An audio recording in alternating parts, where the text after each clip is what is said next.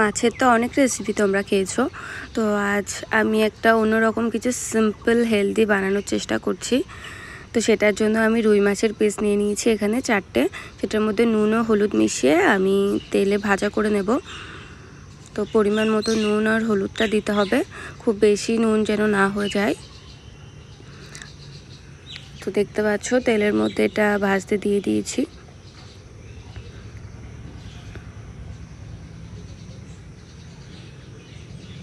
তো 2 পিঠ হালকা করে ভেজে নিয়ে আমি এখানে 2টো বেগুন নিয়ে নিয়েছি, কারণ আজকে মাছটা আমি বেগুন দিয়ে রান্না করব। আর যেটা সিম্পলের মধ্যে খুব ভালো টেস্ট হয়, তোমরা নিশ্চয়ই একবার এভাবে ট্রাই করতে পারো। তো একটা বেগুন আমি 4 পিস করে কেটে নিয়েছি, আরও একটা বেগুন 4 পিস করে কাটলাম। আর এখানে আমি বড়ি নিয়েছি, আর এটা কোনো কেনা বড়ি না, এটা আমার মায়ের হাতে বানানো বড়ি, দেখতে পাচ্ছ। আর এটা কেনা বড়ির থেকে অনেক ভালো টেস্ট হয়। তো মাছগুলো দেখতে পাচ্ছ ভাজা হয়ে গেছে, খুব একটা পোড়া পোড়া করে ভাজিনি, 2 সাইড মোটামুটি ভালো করেই ভেজে নিয়েছি। তারপর আমি ওই তেলের মধ্যেই বড়িটা ভেজে নেব, দেখতে পাচ্ছ। আর বড়ি ভাজা করতে একটু বেশি তেল লাগে, দেখতে পাচ্ছ। আমার বড়িটাও ভাজা অলমোস্ট রেডি, তারপর আমি তুলে নিলাম। আর এদিকে বড়ি ভাজতে ভাজতে যে শুধু বড়ি খাবো না, এটা তো হতেই পারে না।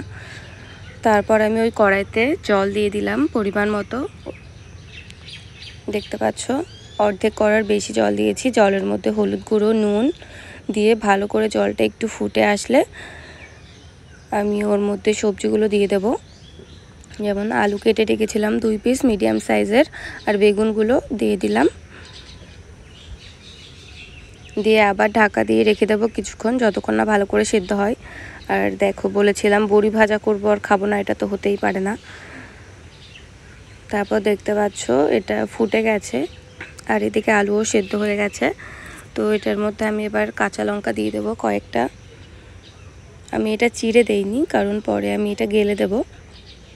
তারপর ওই জলের মধ্যে ভেজে রাখা বড়িগুলো দিয়ে দিয়ে বেশ আবার কিছুক্ষণ ফুটিয়ে আমি এটা নামিয়ে নিলাম, দেখতে পাচ্ছ। তোমরা এভাবে কেউ বেগুনের তরকারি খেয়েছো কিনা আমাকে কমেন্ট করে জানিও। তারপর ওই কড়াইতেই আমি কিছুটা সর্ষের তেল দিয়ে 5 ফোড়ন দিয়েছি। তারপর ওই যেটা সিদ্ধ করে নামিয়ে রেখেছিলাম সেটা আমি দিয়ে দিলাম। 5 ফোড়ন দিয়ে পুরো এটাই নামিয়ে দিলাম।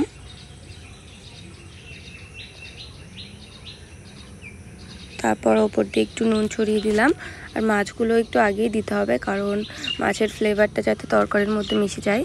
আর এইদিকে দেখো লঙ্কাগুলো এভাবে থেতো করে আমি আবার তরকারির মধ্যে দিয়ে দিচ্ছি।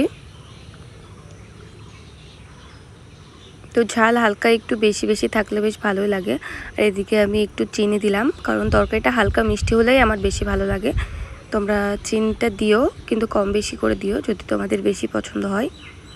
তারপর দেখতে পাচ্ছ তরকারিটা অলমোস্ট রেডি। আর এইদিকে এত গরম লাগছিল যে আমি একটু তরমুজ খেতে বসে গেছি রান্না করতে করতে। আর রান্নাটা দেখতে পাচ্ছ রেডি হয়ে গেছিলো, আর এটা অনেক টেস্টি হয়েছিল। এরকম সিম্পলভাবে তোমরা ট্রাই করতে পারো। টাটা।